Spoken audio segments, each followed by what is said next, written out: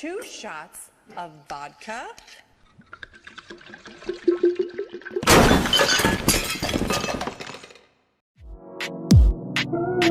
Yeah.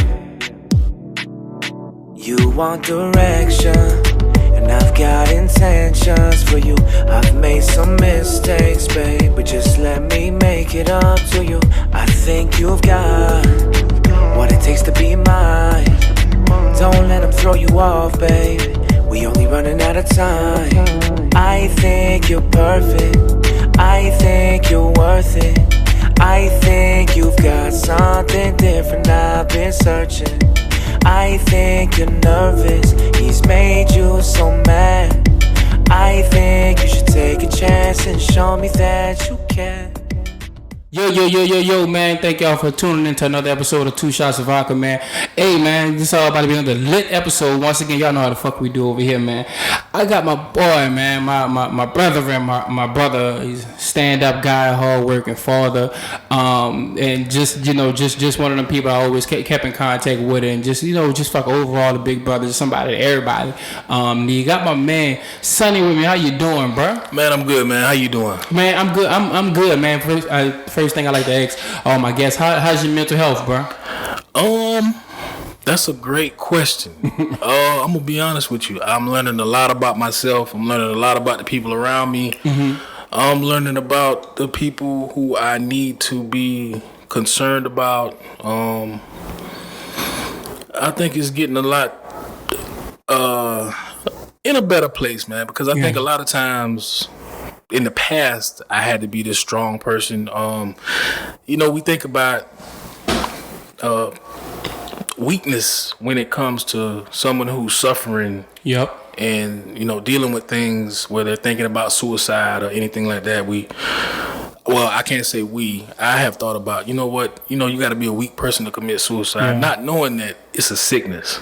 Yeah. So I've become a lot more sensitive when it comes to, things of that nature. Yeah. So that's a good question. I think we got to be, as black men, more cognizant of how we handle the people around us. We still have to be strong providers, but we have to break down when it comes to members of our family, our daughters. We have to protect our daughters.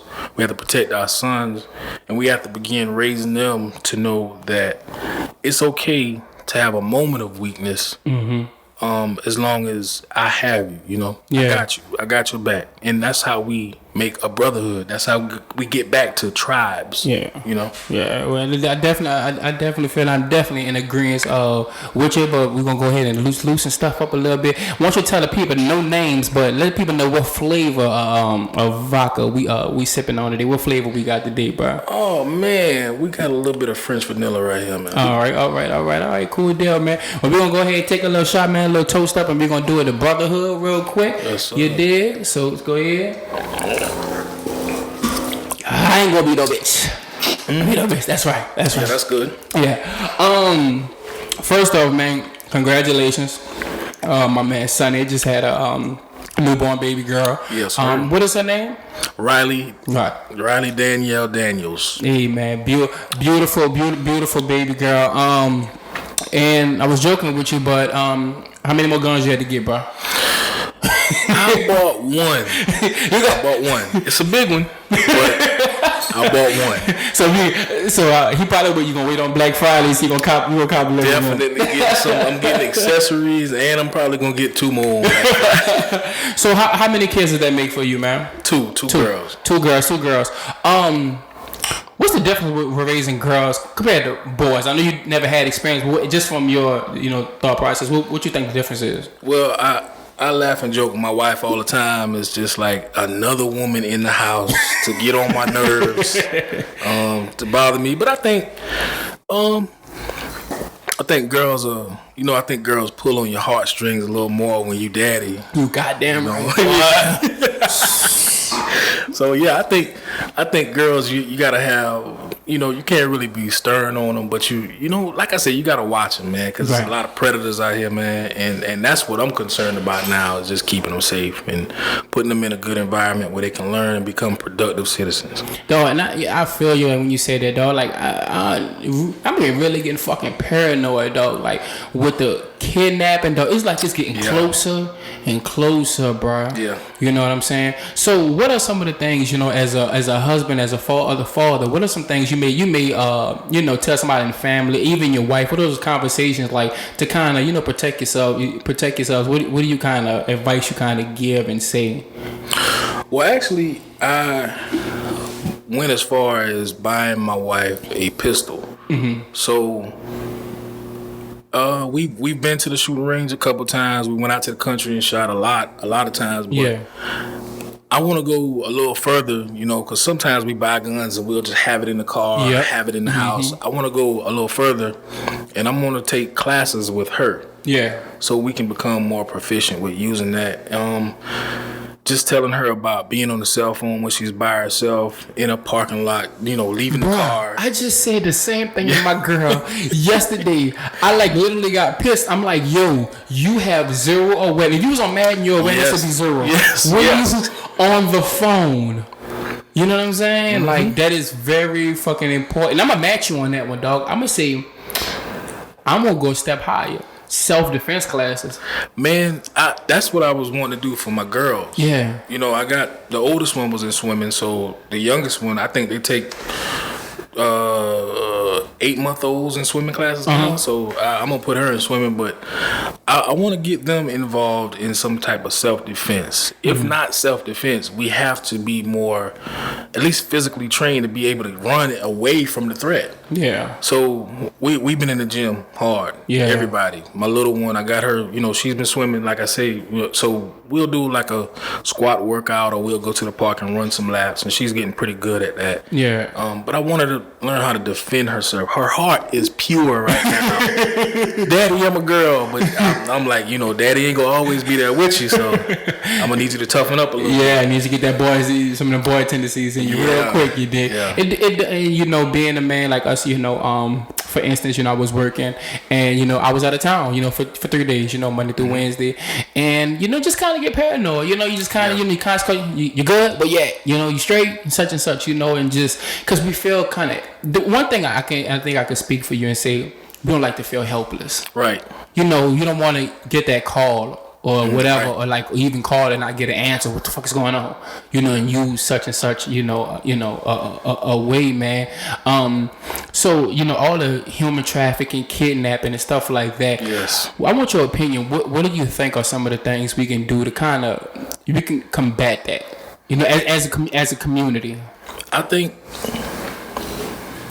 and this is just me, I think to combat that, we have to become more of a community. I think we've gotten away from community functions, what ties us together as people, as neighbors. Because I have some friends who have houses who don't even know their neighbors, bought their houses, and you don't know the person across the street. But when I grew up, I knew Miss Martha next door. Yep. I knew Mr. Jerry across the street. I knew Miss Sandra down the street.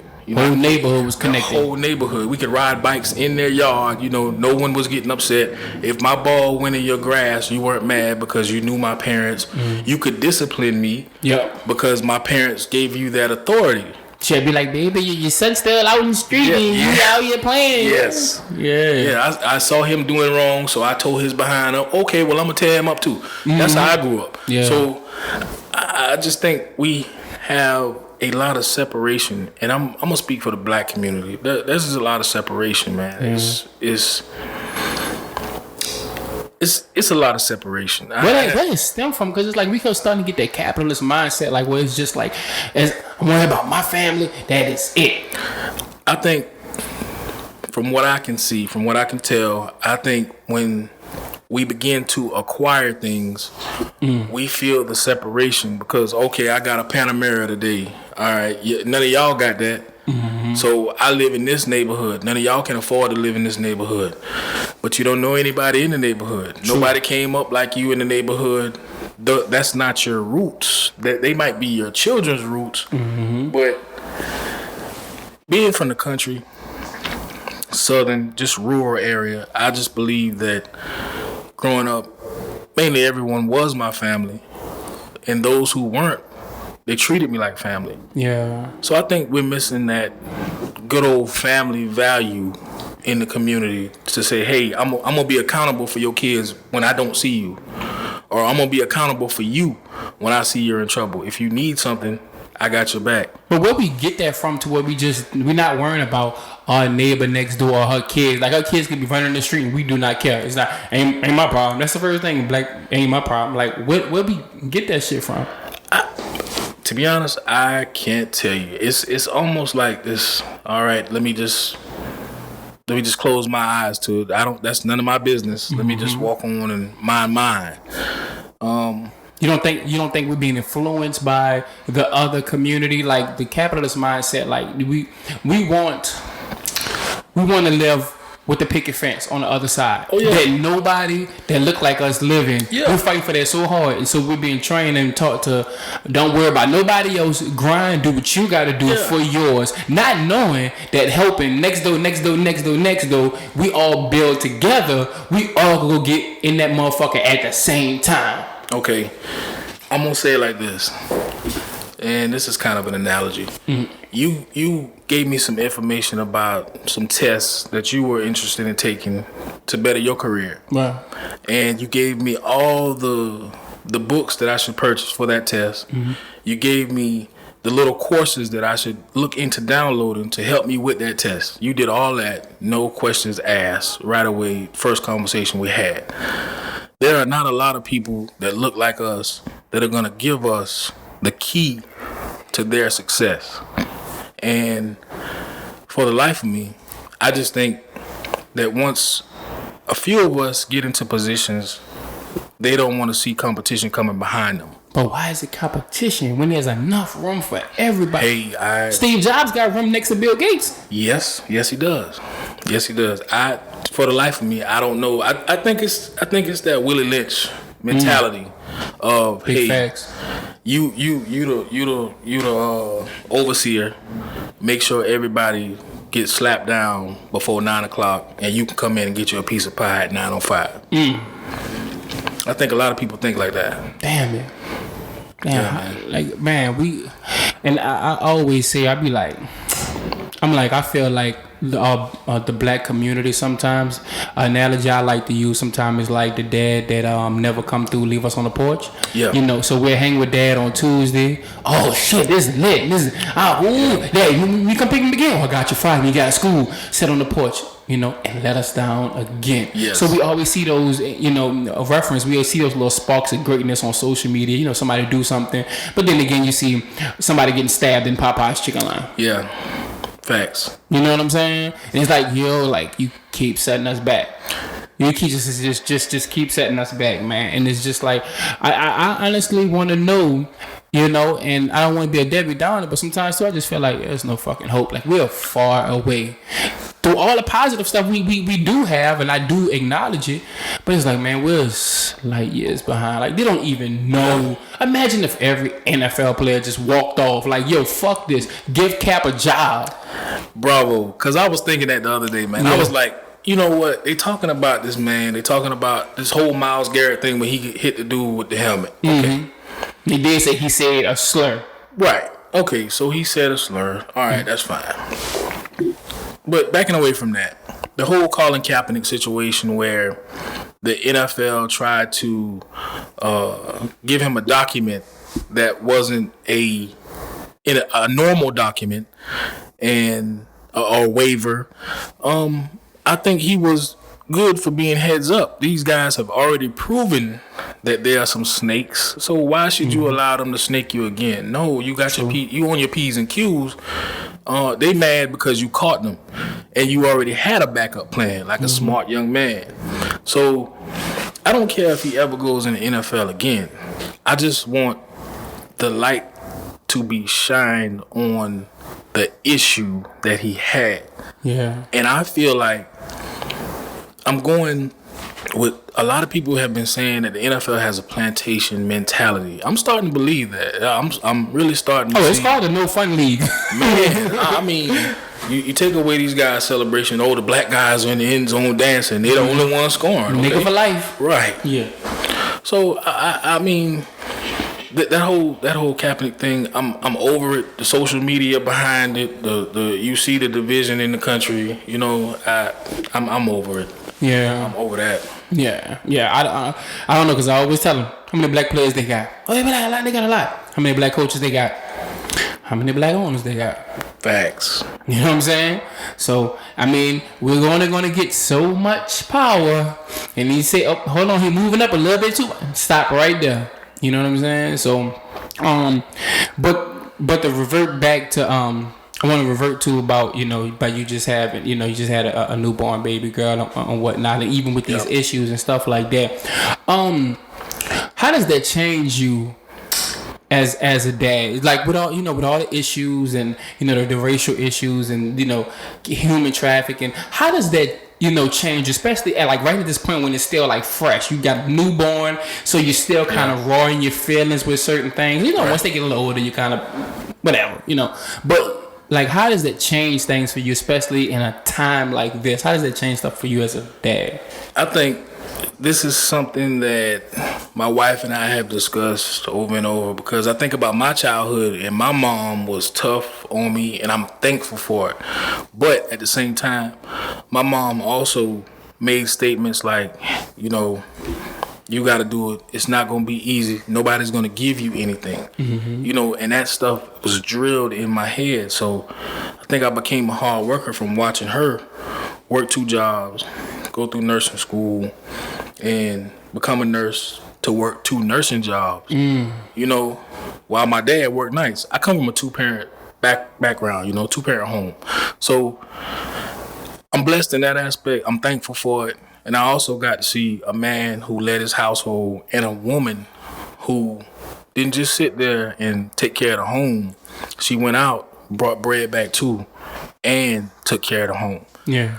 So when it comes to me thinking about raising my daughters, it's like, you know, do I tell them about what's going on in society right now? Do I tell them that they may be, they may have a racial slur thrown at them one time, or they may have someone discriminate? Honestly, I don't know how to prepare them from it.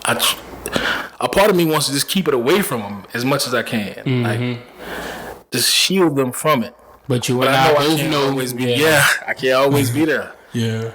So I mean, I guess it's a work in progress. You know, my wife is a little on the lighter side. Me, I'm trying to make them aware of things, just like you talked about earlier.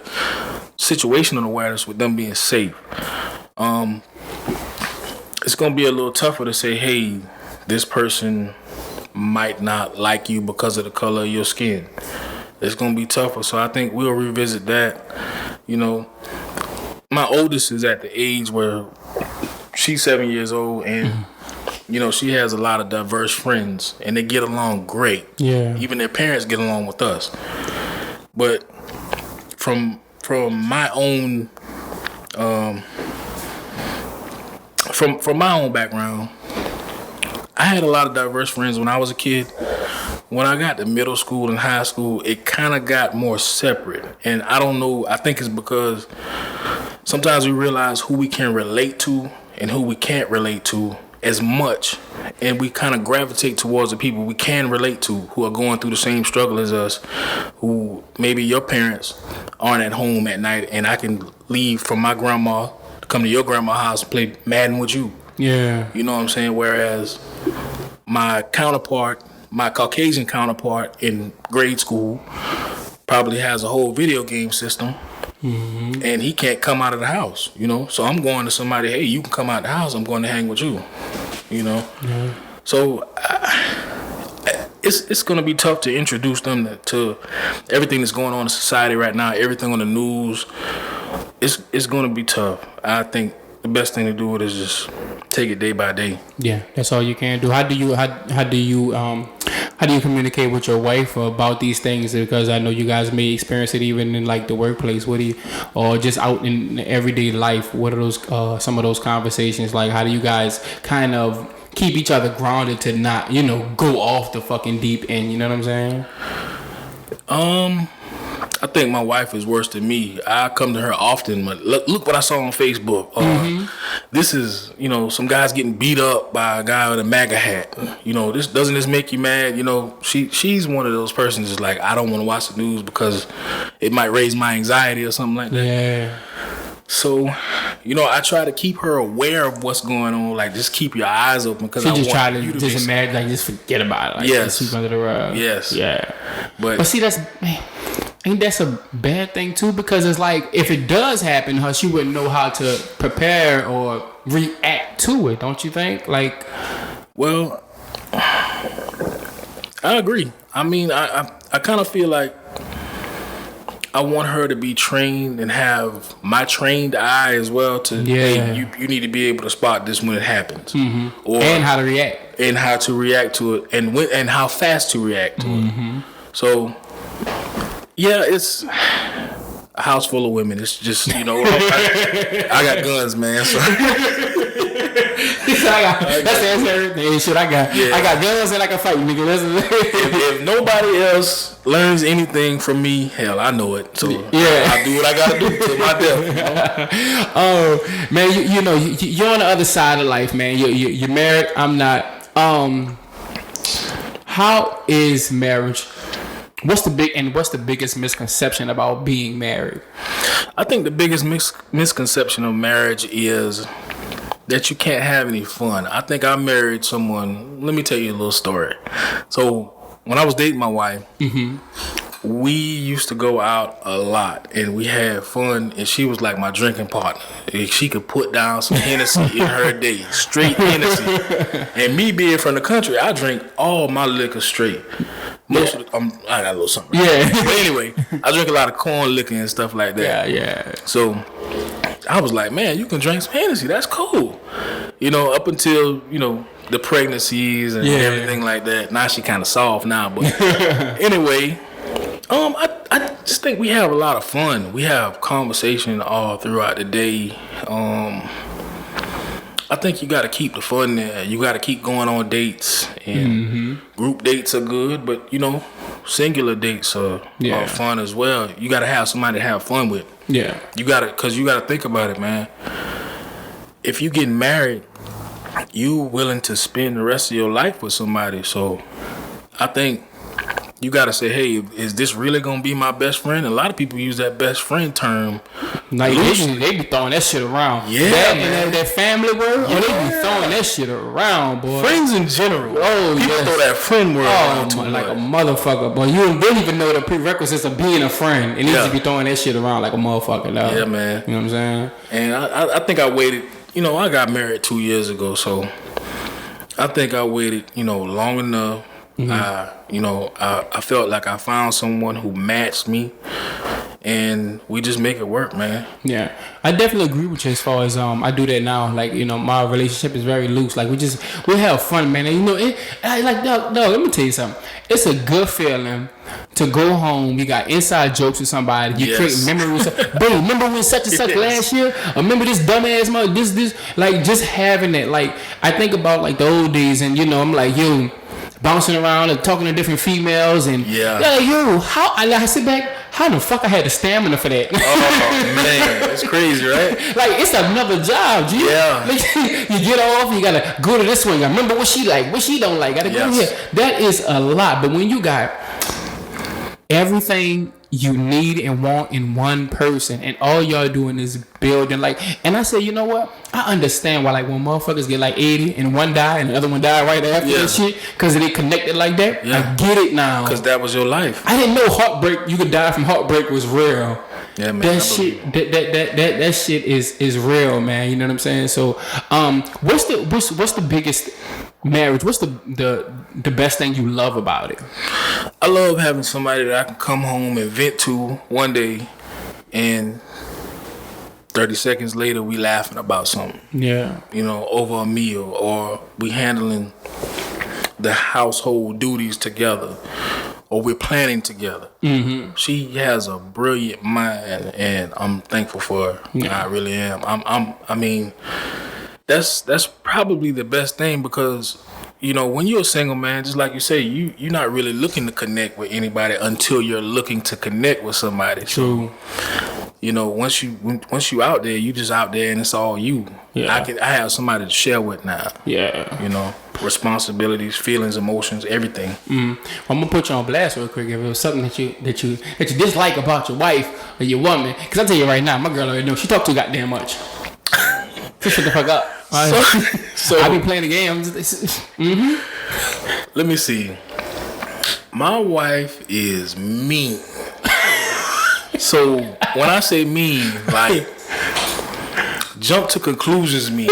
Because me, I'm lighthearted. I come in there. People say I look mean all the time, but man, I like to joke around because life is short. Yeah, if you didn't open your mouth, I would thought you was just a big mean motherfucker. I'm just gonna be honest. I'm just gonna be honest. I ain't this nigga like a bouncer out of the club. I ain't fucking with him. Man, but to be honest with you, yeah, she is mean and she sometimes she catch me off guard with the meanness. I'm like, what I do now? You know what I'm saying? But then she'll come back with something else. And, you know. Yeah. It's you learn to love people like that because she tough too. And you know how people say you marry your mama or you marry your daddy? I probably married my mama right there. Yeah. And I didn't have a clue when I was dating her. Yeah. And then we got married and it's like, hey, you get your shit together now. And I'm like, what? Who are you? What happened to the Hennessy drinking person, man? I got two mamas, man. Two short women I'm looking down at them, and then I'll jack you up at any moment. Yeah, and what was funny, what keep me attracted to my woman, man, is the simple fact that I'm with a female version of me sometimes. So I be like, yo, this is the fuck I've been doing. Like women, this is what I've been saying. Like, you know, and then one thing too that attracted me was the stature, the rules and regulations. This is what I'm going to take. This is what the respect she demanded. You know, now granted, she always tell me all the time, like, oh, you the best thing smoking, best thing ever happened to you. But once again, this is what I never had that. You know what I'm saying? Like, you know, never had it. You know, you're just dealing with some jank ass females, just take any and everything, you know. But no, you're going to be, ain't no 50-50. You're going to be 100. Yes. I can't do shit with half of you. You know what I'm saying? You're going to do this. You're going to compromise. All this other shit, man. Until I got with her, no lie, I'm 29 years old. I never knew what work in a relationship meant. I never knew, dog. Man, you just shed some light on something because I have never met or known a woman or dated a woman that had expectations like my wife and let you know, the expectations. Yeah. So I felt like, you know what? You see something in me. I definitely saw something in her. Mm-hmm. You know, you see something in me too because you're trying to put these expectations on me. And I'm going to show you the man that I can be because I can accomplish those. We gotta step up. We definitely gotta step up and shit like that. So definitely seems like 2 years. You feel like you're 40 years in it already? Oh man, with these daughters, it's gonna be a lot of estrogen in my house. I see you got some greens. I got a couple of popping, man. I swear, man. But you know, one thing I always say, man, love is a beautiful thing, and it takes work, man. You know, and then you know, I always say another little extra thing I throw in there. You know, you got to be with somebody that's tolerable. You know, just when we as men, we're not always feeling it every day, but sometimes those probably been sometimes. You know, you rolled over, you seen your wife, and you be like, I'm gonna do everything I possibly can. Yeah.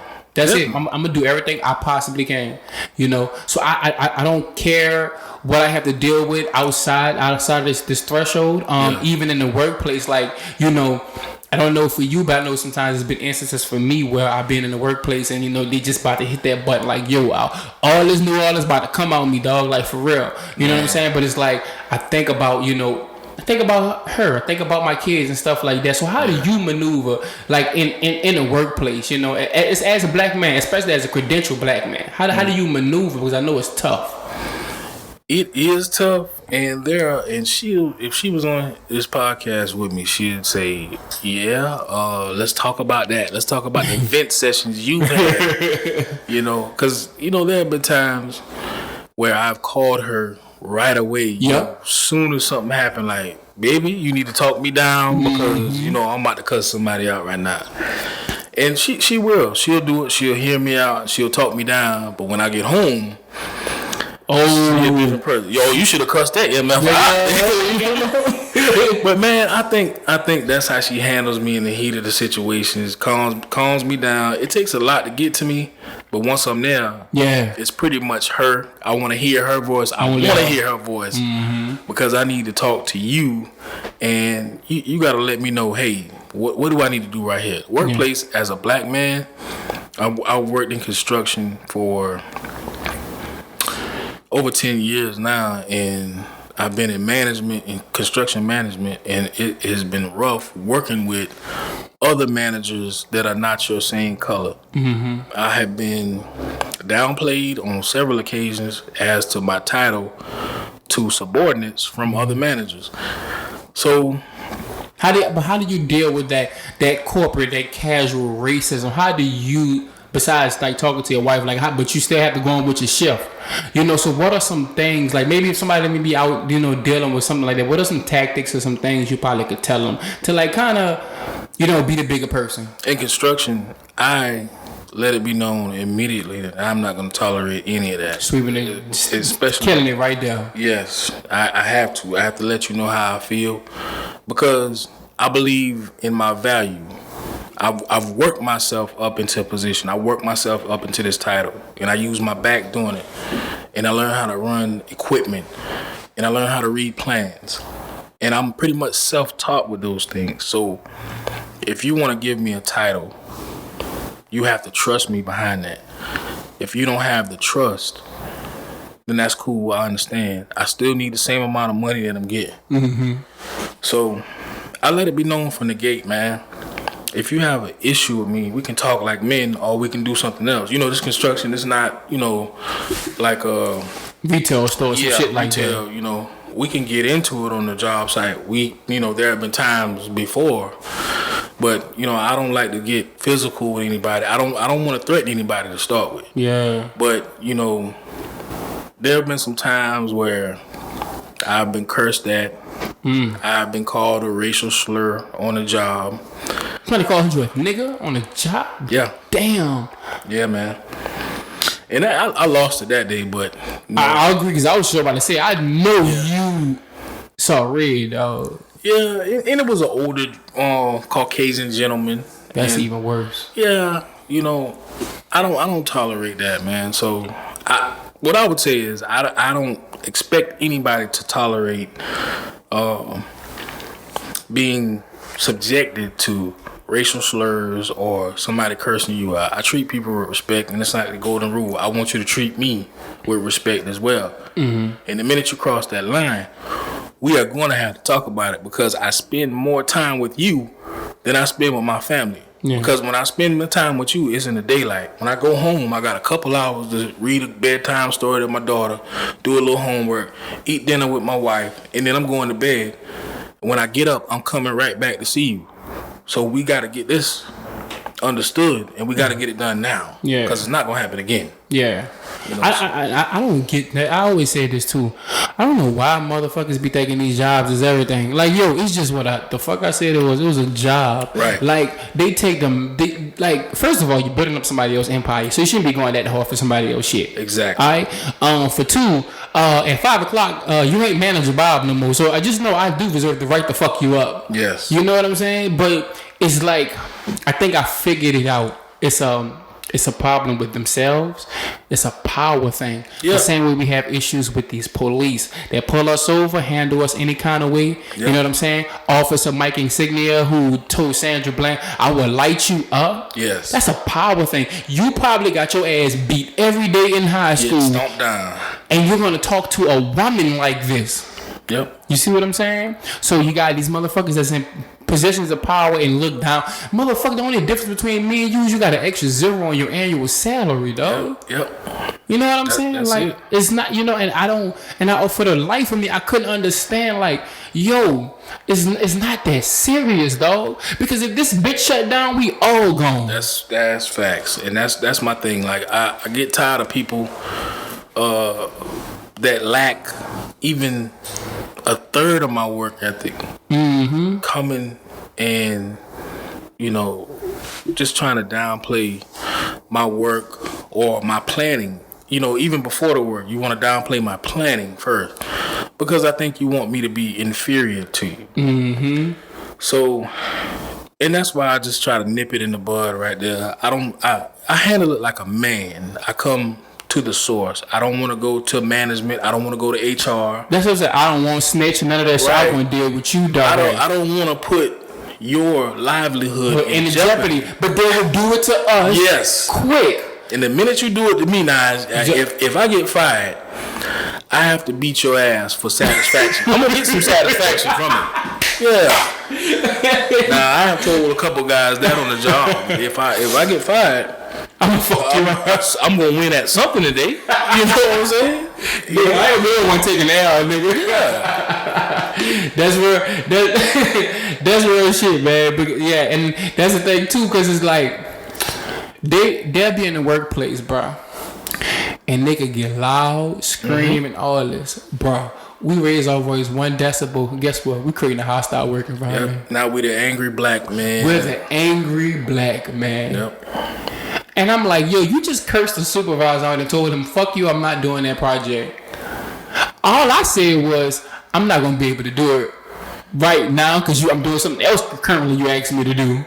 You know, I gave an example on an earlier episode of the podcast, which the podcast is identified with. I said, me and a white counterpart, they could come to us and they say, hey, Will, I got this project I need you to do. Can you get this done for me? Yeah, sure, no problem. How long will it take you? You haven't even looked at the project. You haven't even scoped it out. So you just, off nervousness, give me an hour. Right. They go to my white counterpart. Hey, buddy, I got this project over here. You get this done. Just go ahead. Just take your time. Okay? For 2, they'll come up to us maybe at an hour, maybe 5 minutes before, or you do the little psychological shit there. Right. How that project coming along? It's getting there. You probably didn't even know it and they're finishing that shit. Yeah. You go ask my white counterpart how that project going. Well, goddamn it, I'm trying to. You see me sitting here. I'm trying to do this right here. And it's not gonna get done. It's not. You know, and I'm just like, yo, why? Like that is the contrast in like the workplace, and it's like, and it goes back to slavery because we always been in the field working. Yeah. We always been in the field working, and time always been on a horse or under this fucking shade just watching. You know what I'm saying? And I think some of the times they expect us to walk on eggshells and, you know, kind of be the people. Oh well, he wouldn't say anything, or you know, this doesn't bother him. I can speak for him because I know his character. Yeah. You trying to be the best person you can be because you want to keep a job for your family. Yep. You know, you trying not to make waves. You know, you trying to you just want to be there because that's your livelihood, and that's how you bring home food, and that's how you pay bills, and that's how your kids have nice things. So, you know, you don't want to be disruptive, but at the same time, I think a lot of black men, especially in my career field, I think we battle with, you know, I don't want to be tried today. Yeah. You know, and I think a lot of times we get tried, and sometimes, you know, some of them guys let it slip off their back or something like that. But yeah, I just think I wish we had a better way of communicating with our peers and our counterparts in different industries, because I see a lot of times the older guys, especially in construction, older black guys may have not graduated from high school, and they get talked down to, but it's like, yeah, I only got a couple more years here and that's it for me and that's done. These people built their company off of your back, off of your know-how, and all you did, you might have sent some kids through college. Well, these guys got a helicopter right here, you know what I'm saying, from your work. With their name on it. The building you built got their name on it. Yeah. So I kind of, you know, I wish we could change the narrative. And being a black man in construction industry, I can speak to that. It is tough. Yeah. It's tough. Yeah. Man. And like I said, I was in retail for a long time, but now I'm in the trade feel along with you, man, and stuff like that. So, I do see that it is tough. It's hard to maneuver. But one thing I think that I can say, and I share this with everybody, that I have learned was I don't give a fuck.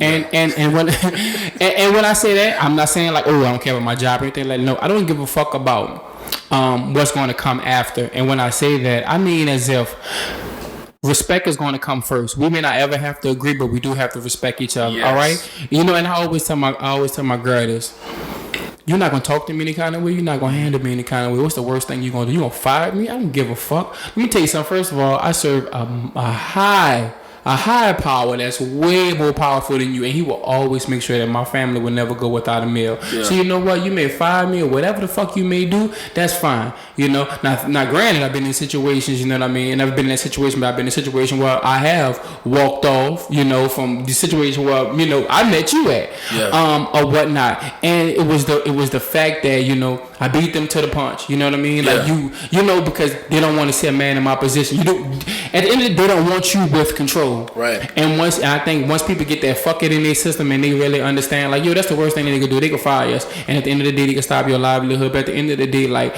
I serve God, and God's always going to make sure I never go without. I'm 29 years old, and I never went without. You know what I mean? That's fair. I said at the end of the day, He's going to keep making sure I never go without. So, and like I said, I don't go with that cocky attitude, like, I serve God, so fuck you. You can't have that. Right. Nah, but I go there, I respectable. But at the end, I'm gonna tell you, no, you're not gonna talk to me like that. No, you're not going. At the end of the day, and when you expel that energy and shit like that, some people just know. But you're always gonna have somebody to try you. Yeah. You're always gonna have somebody to try you. Have you ever had a let's say a situation recently, a tough workplace situation recently? Oh man, yeah.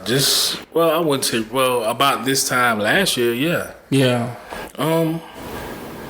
So I was working for a company, and I was made a foreman or a lead person. I ran my own crew, so I traveled on my own with a crew, and we went to. On one instance, we went to Alabama and do some work, and I got to a job site and began doing the work. I didn't do something. Part of the protocol, right? So somebody got called out. It wasn't anything involving trouble, anything like that. But a guy got called out, and he was just amazed at the work I had gotten done in 2 hours on the job site. And I was dog sick. I had the flu at the time. Mm-hmm.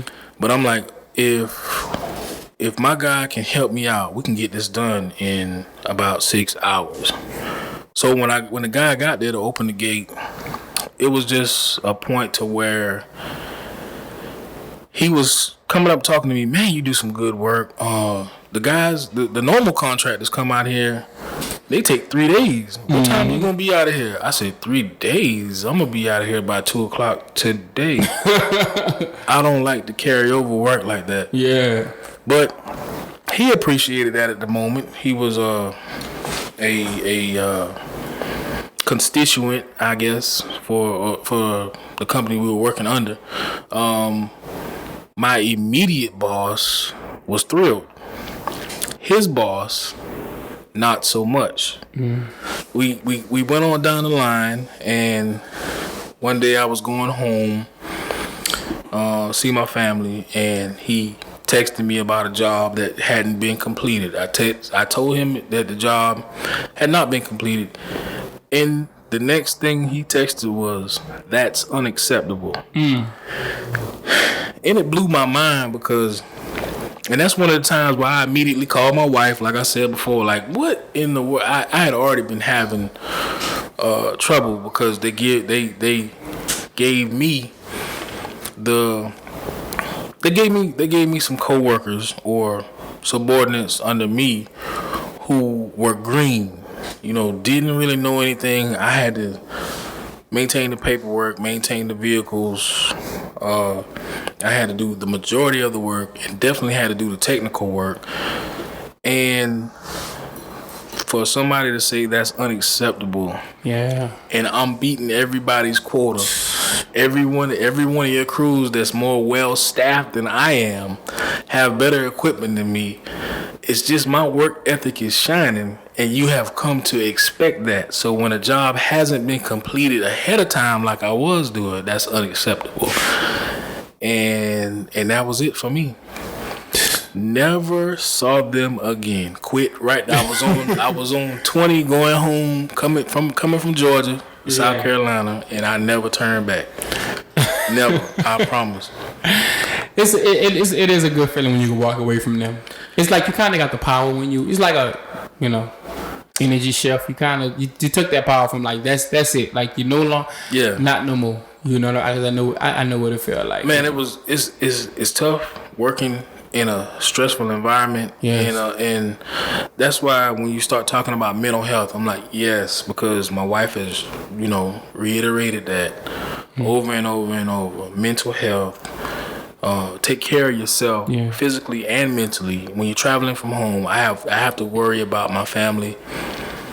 I have to worry about myself when I'm going in and out of hotels, hotel rooms, things like that. There's a lot to worry about. Yeah. And to add the stress of the work itself or the work environment, that's enough to, really send a lot of people over the edge. True, and that's why I respect our people, because we have held it together. Yeah, we ain't shooting up no schools. Yeah, man. No Walmart, no nothing. You know what I'm saying? But that's what I respect, and I respect anybody that's speaking up about it. Because, like I said, I tell people all the time, I suffer from PTSD, being diagnosed being bipolar, whatnot. Right. And one thing I do is I recognize it. And one thing, the true part about it is I didn't know I had these things till I fucking moved to South Carolina. Right. I didn't know until I sat and went and got some help.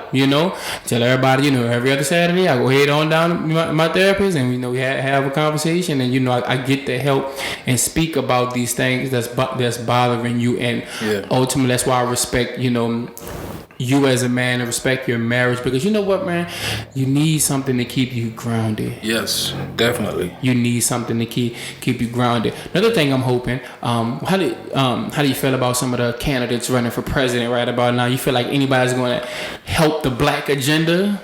I just don't see it. I don't see it from the president we have now. Of course. I don't see it from anybody in the Republican side. I don't see it from the Democrat side. Anybody you like?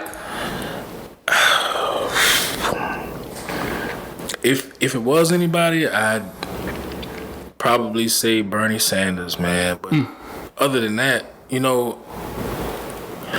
there are a lot of people talking about Second Amendment as well. And I'm a gun owner, so I'm all into that. I'm all ears on that. Proponents. Who wants to go against it? Who's for it? With the school shootings, like you just said, the Walmart shootings that happened this year and last year.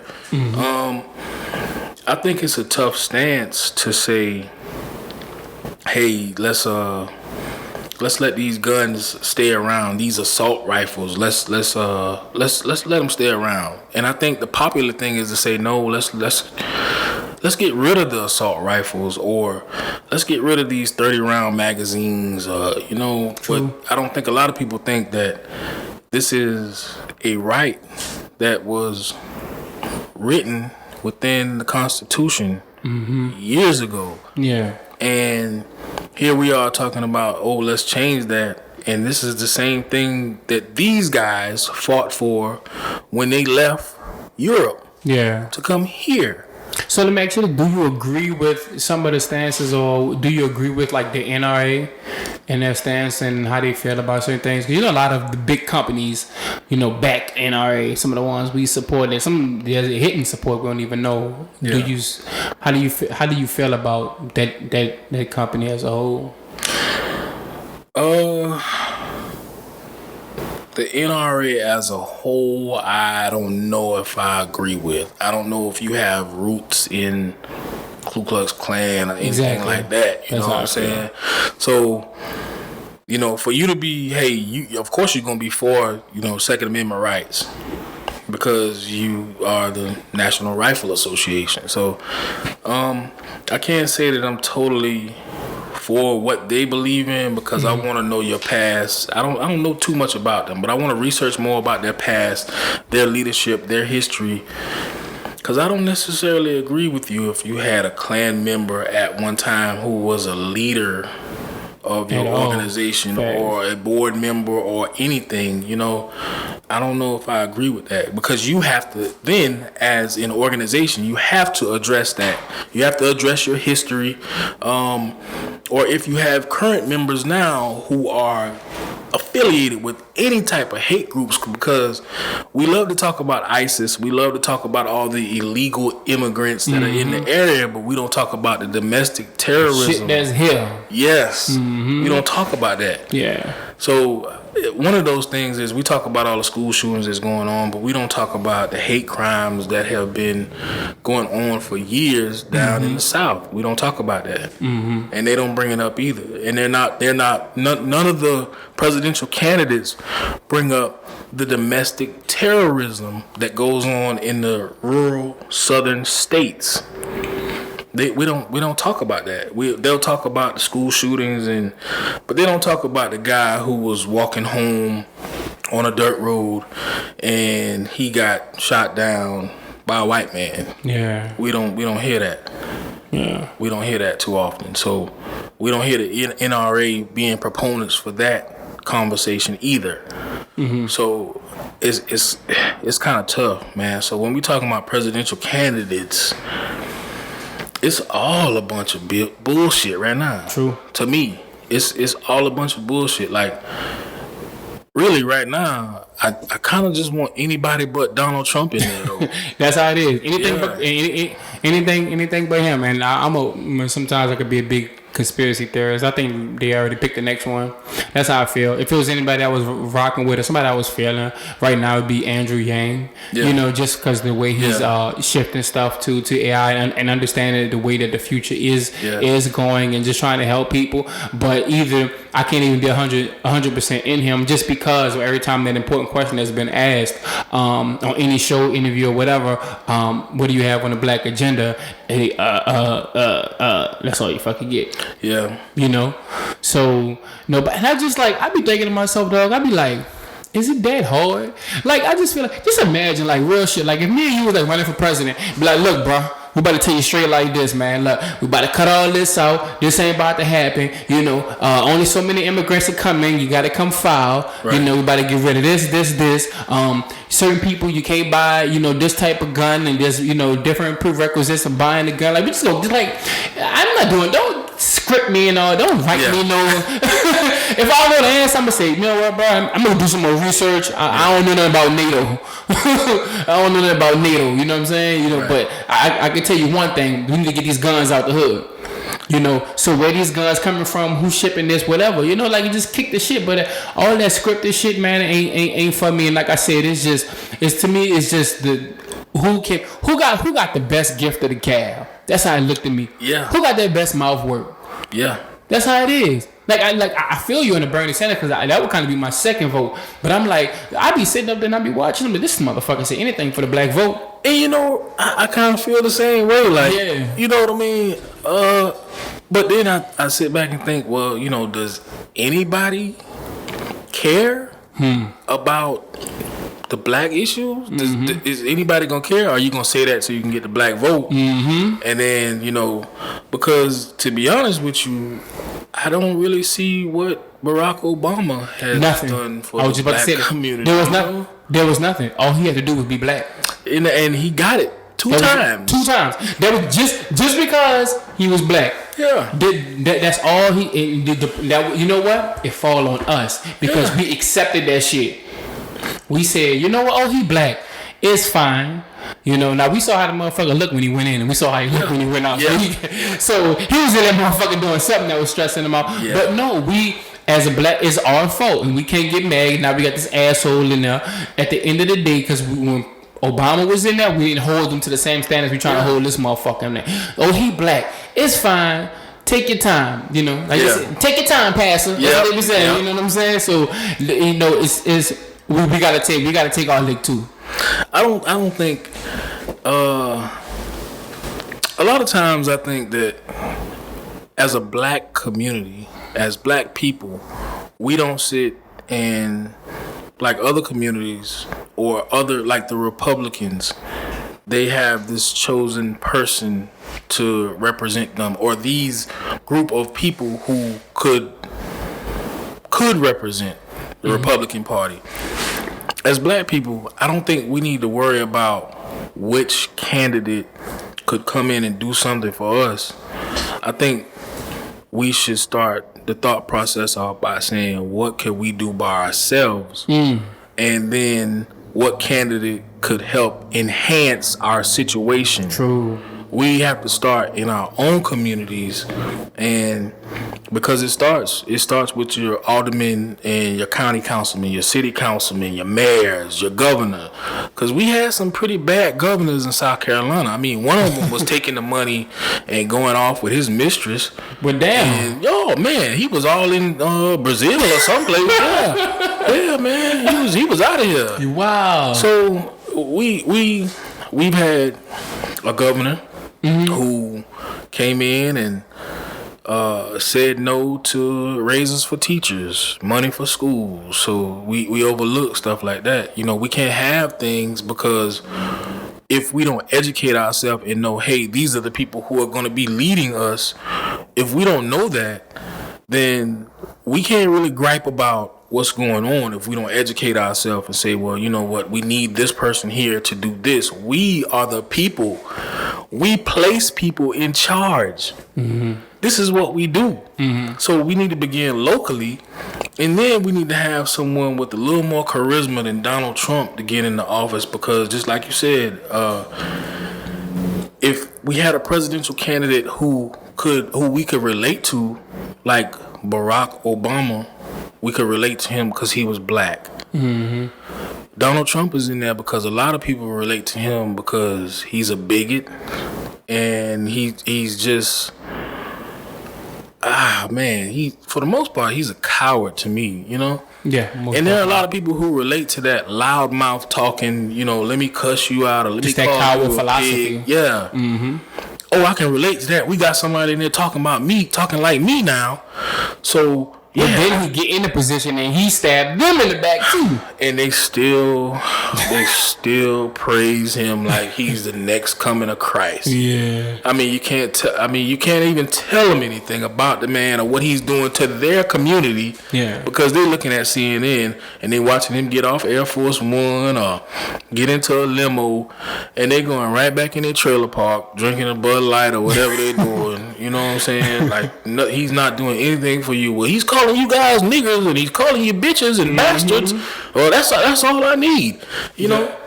So I'm gonna ask you this: if you was in front of every black person in America, and that one thing you could say will be able to come true, or just speak to every black person to make a change, what would you say? Let's come together.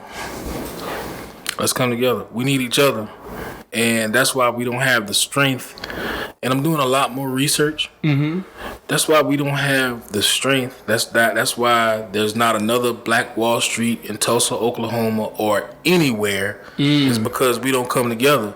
And just like the conversation we had earlier, you know, we're trying to figure out why there's no togetherness, or why, you know, one person can come up and wouldn't share the recipe, you know, with the other people in the community, or you won't bring the community up with you. You move out of your community, and like we're seeing right here in North Charleston and downtown Charleston, it's a lot of gentrification going on. And yeah, I see that shit. Yeah, man, it was a lot different.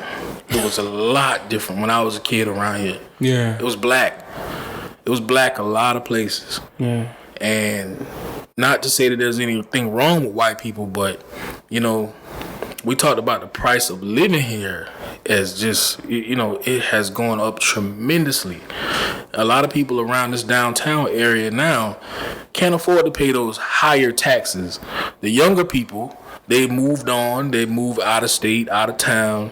They're leaving these older people, or they're abandoning the houses that their family had for generations. And the value is so high that the guys come in and they build on top of it, or renovate it, they sell it for a much higher market value, and they rent it out to the students around the area, and they begin to make the profit. Mm-hmm. And the generations of black people that lived in that house have lost a landmark, and they have lost, a home base. You lose that home. You lose the generational wealth that you could have generated by passing it along in your family. Yeah. So when we talk about candidates, I think we need to stick closer to home and try to bring some togetherness in, because I just think it's too separate with hate right now. I definitely agree with you, and that's the thing, man. We are underestimating the power if we were all together. We all come together, man. So y'all heard it from Sonny himself. You know what I'm saying? Everybody come together, and I promise you, we can see change. Yeah. We can see change. So in order to change the circumstances, got to change your mindset. Yes. And we got to get our people to do it. So now, man, we're going to turn up a little bit real quick. Yeah. We're going to, so what we're going to do is we're doing 2 shots of vodka, man. So we play 2 games. And I think I throw a little curveballs at you. But now it's real fun, man. First game I call is 5 Fingers of Death, man. It's 5 questions. And you got 5 seconds to answer. All right, so what these questions is, it's not even a question, I'm sorry. It's basically, I'm going to say something and you just name the first thing that comes to your mind. Okay. All right. You ready, man? Yeah. You good? You got enough drink? You need a little bit more? You good? Oh, no, I'm good. All right, man. Here we go, man. Number 1. Happiest moment. Child's birth. Number 2. What's nasty? Oh, pig feet. Yeah, I'm disagree with you. Pig feet are fucking delicious in the ones. Bro, fuck that shit up. All right. Number 3. Biggest fear. Failing. 4. Comfort. Oh, man. Family. 5. In 5 years, I'll be. Jesus. Hopefully alive. Hey, man, that's real. That's in every nigga category. Just I hope I'm alive. Yeah. Shit. Yeah, the way things going. Yeah, I know, for real. All right, second game, man. It's called 7 is Luck. Alright, what I'm going to do is I'm going to give you 2 options, and you have 3 seconds to choose between these 2 options. Alright? Mm-hmm. Some is going to be some curveballs, so you got to think on your feet now. Alright, you ready, bro? Yeah. Alright, man. Number 1, money or power? Power. Cardi B or Nicki Minaj? Cardi B. Drink toilet water or drink dirty bath water? Drink dirty bath water. Bow Wow or Lil Romeo? Lil Romeo. Vodka or Henny? Henny. Malcolm X or MLK? Malcolm X. I'm going to hit you with the most important one. Drums or flats? Ooh, man, the drums.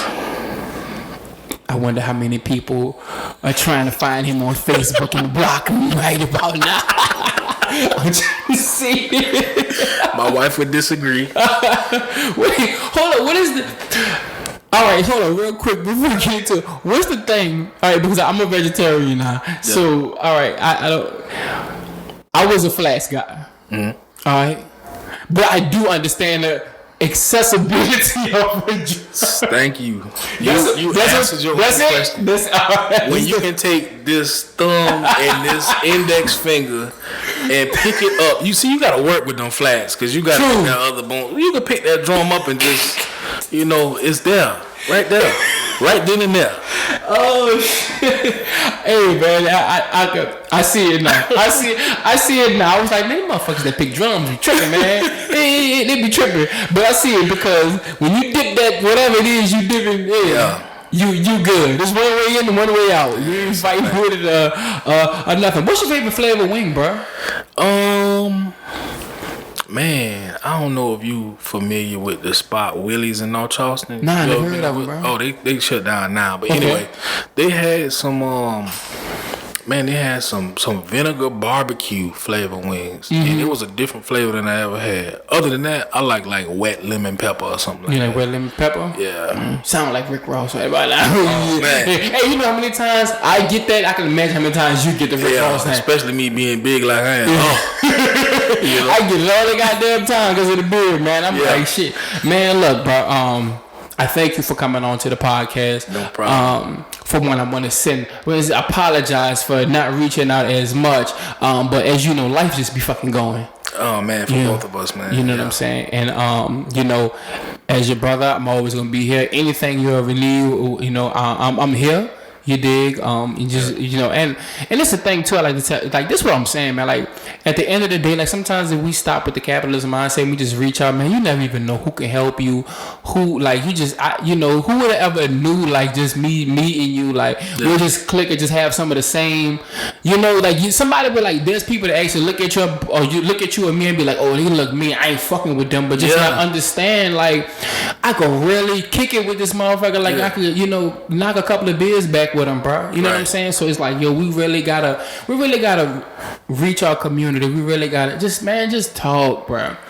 You know, we gotta stop because all we doing is we hating on ourselves, killing ourselves. Like we just gotta stop that, bro. Yeah. But you know what you're doing right now? You are reaching people, and I'm gonna help you reach people. Cause man, appreciate it, brother. I'm gonna get you out there, man. You're doing a great service right now. Appreciate you are. Appreciate your voice is. I think you got something going here in this area. Yeah. This is what the area needs, like a breath of fresh air. You're not originally from here. Yeah.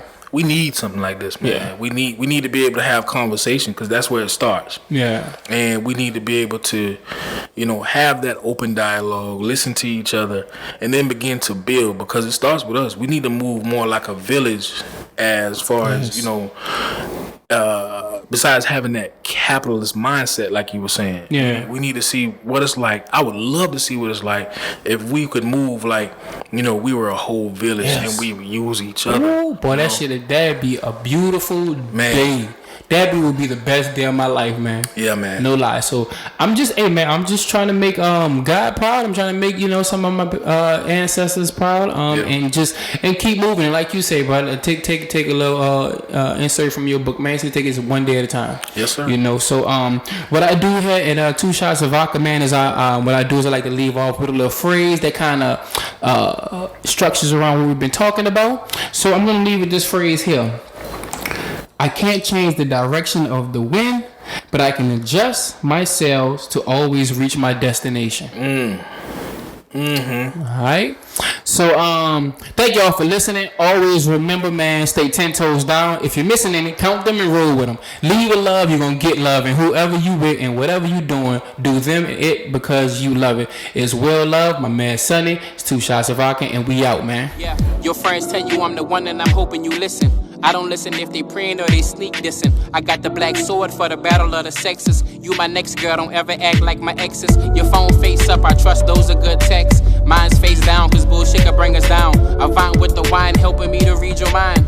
Room 309, baby, here's the card for you. You love this, you love that, this where the real at.